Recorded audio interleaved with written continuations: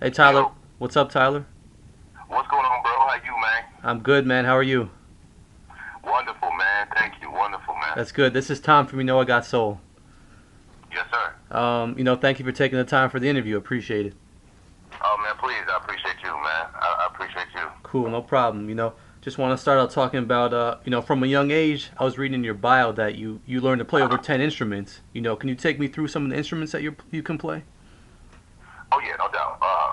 Percussion and percussion, like, exists of several instruments, like, the set and the snare and the xylophone and stuff like that. And, brass instruments, trombone, trumpet, and then the piano, of course, Hmm. and the guitar.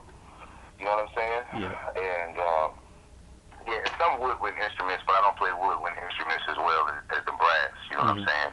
Yeah. So a lot of those instruments like really consist of brass instruments and percussion.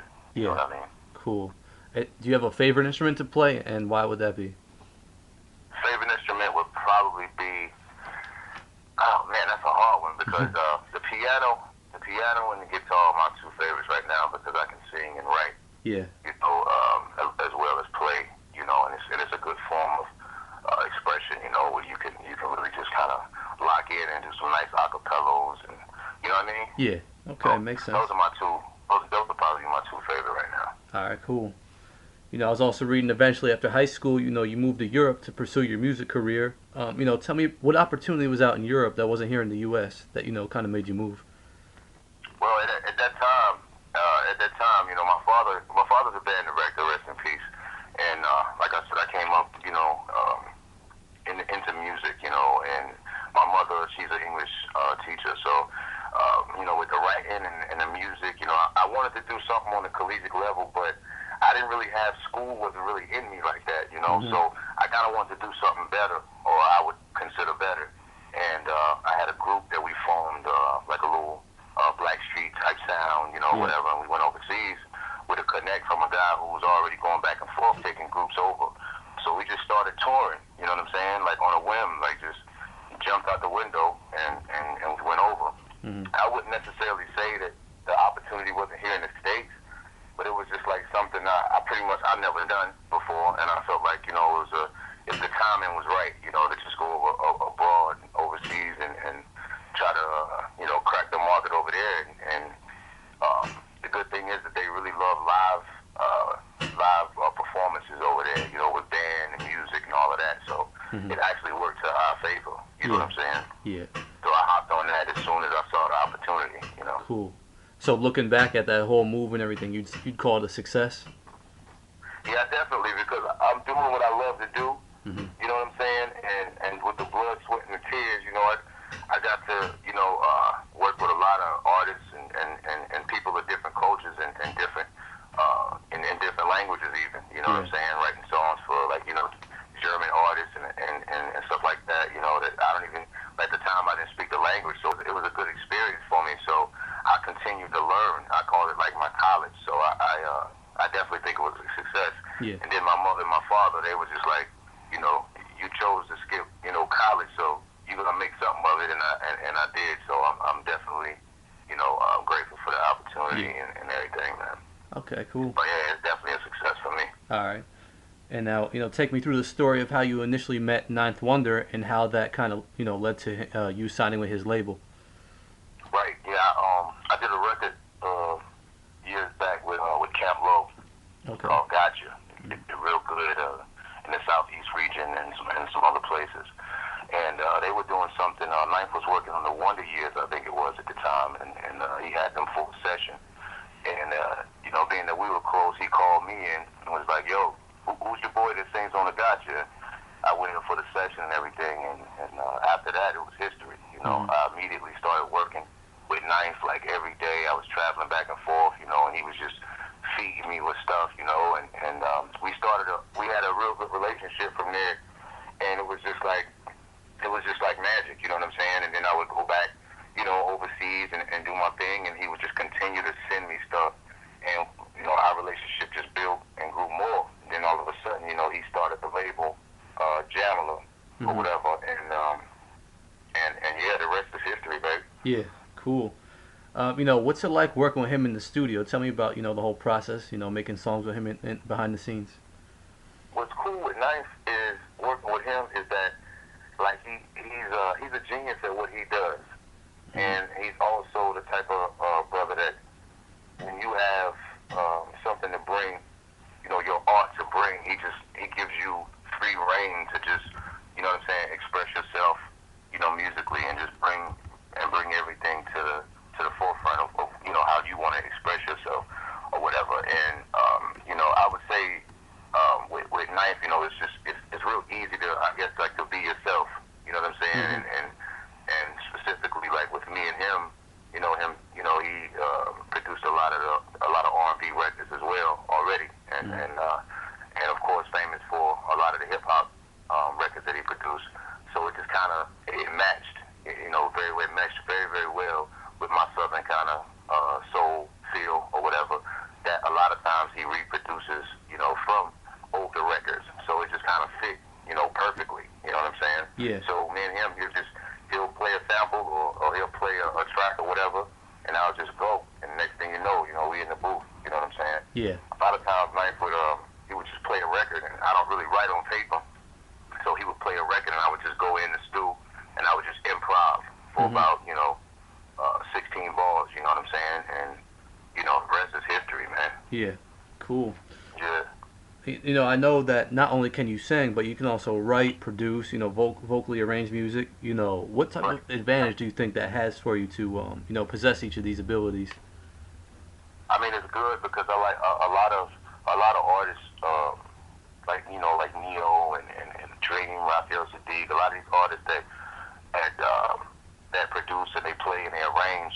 They have a direct, like they have it's very intimate. You know what I'm saying? Like they grasp the exact feeling of what they're trying to do. What's in their head. It automatically comes out exactly that way. Yeah. And I think that's very very special. So. Mm-hmm. And then also, when you're writing for other people, you know what I'm saying? Like, for example, with Nice, he'll have a record that's, very melodic, or, they have maybe a voice here, a voice there. Some people who don't write or arrange, they might kind of miss the feeling, you know what I'm saying, of what the record is supposed to be. So, Yeah. being that, you play, you can hear certain chords and certain, harmonic structure, and that normally anybody else wouldn't hear, Mm-hmm. and you can really capture the essence of the song. You know what I mean? Yeah. Yeah. Okay.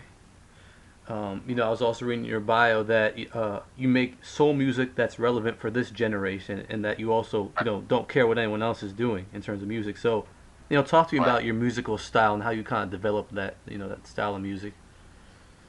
I love hip hop. You know what I'm saying? I'm a huge hip hop fan as well. And in hip hop, nobody really did what everybody else was doing. It was about your thing. You know what I'm saying? And you stepping to the left and doing what you do best. Not really copying everybody else. You see somebody else that's doing something good. You say to yourself, "Oh, that's dope. So watch me do this." You know what I'm saying? And to me, being that I love hip hop so much, I kind of took that grassroots approach, you know what I'm saying, to what it is that I do. And today, it's a lot of cats that are dope out here, don't get me wrong. Mm-hmm. But I don't look at what they doing for influence for what I like to do. Yeah. You know what I'm saying? Yeah. And I feel like, just like in a lot of other genres of music, it's different. There are a lot of differences. Everything doesn't really sound alike. So I like to, continue to try to bring that spirit to soul and to R&B. You know what I'm saying? And give the people an option. You know what I'm saying? Yeah. For what they want to hear. Yeah. I can respect that. Yeah, appreciate it, bro. Yep. And next week you're going to be releasing your EP, The Mahogany Experiment. What can we expect to hear on there? Real dope production, first of all. You know what I'm saying? With Nice and my man E. Jones, he produced the single, which is called Lost in Your Love, and it's a really, really dope record. What can you expect to hear? I would say, a modern day Marvin, Curtis, whatever, that the spirit of Jodeci, you know what I'm saying? And again, the Carl Thomas feel, Uh-huh. that sound I feel like, that's missing today. Yeah. That I kind of want to reintroduce to the so-called young folk, that kind of missed that era. You know what I'm saying? Yeah. So you can kind of expect to hear, that good old southern feel. Mm-hmm. You know what I mean? That I like to portray, Mm-hmm. and just good music, man, over some hard bottom and some real hard beats by my man Ninth Wonder. Yeah. You know what I'm saying? I even got a couple of features from my Jamila camp. Like my girl Heather V, and of course my brother from another mother, the Big Remo, my man Big Remo. Mm-hmm. Yeah, that's pretty much it, man. Okay. Yeah, what you explained about the album and the sound is, I feel that's a sound that's definitely missing in R&B and something we need. So I'm glad you're putting out music like that, and I'm looking forward to hearing it. Yeah, I appreciate it. I totally agree. I totally agree, man. I totally agree. Like myself, when I was coming up and I was listening to R&B like at a very, very young age. Like I recall, like second grade, like listening to R&B, and reciting, lines from records that was on the radio at the time.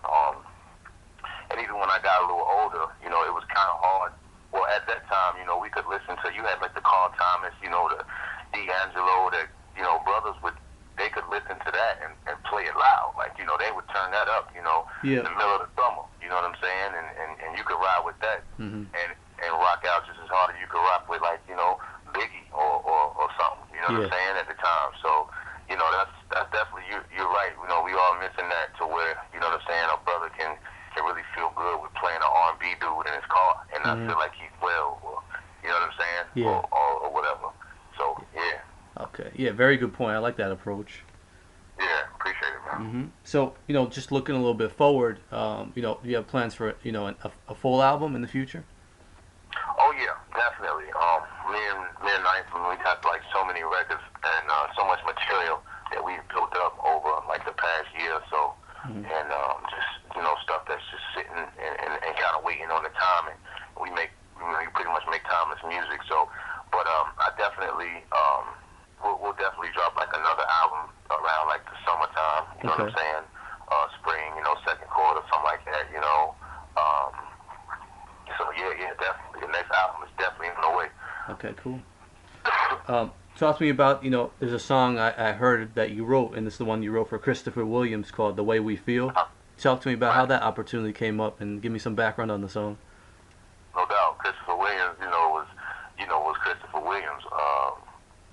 The brother's got it. He still has it. Like, you know what I'm saying? He's over there doing his gospel play tour thing, which is a real good look. I love those plays and all that kind of stuff too. He's in VA, so it's like, just above us.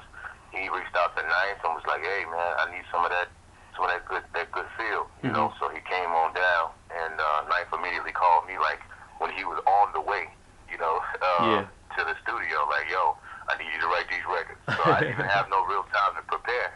Yeah. So when I came into the studio, and Chris was in there, New Jack City Christopher Williams, which is funny. We ragged on him for a good little 15, 20 minutes, whatever. But after that,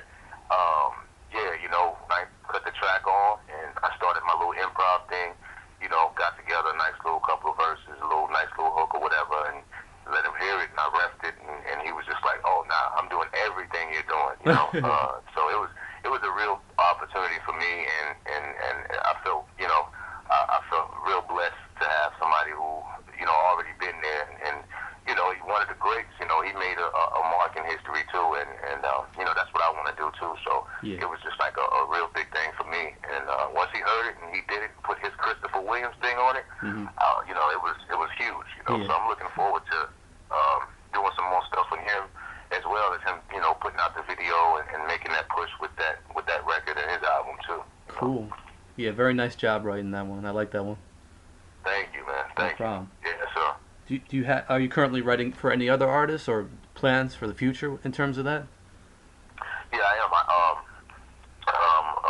Actually, a couple of groups out in Europe. One is called like this little pop band or whatever.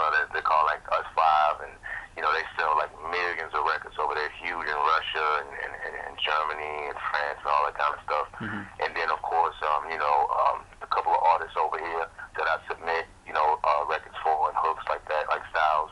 You know what I'm saying?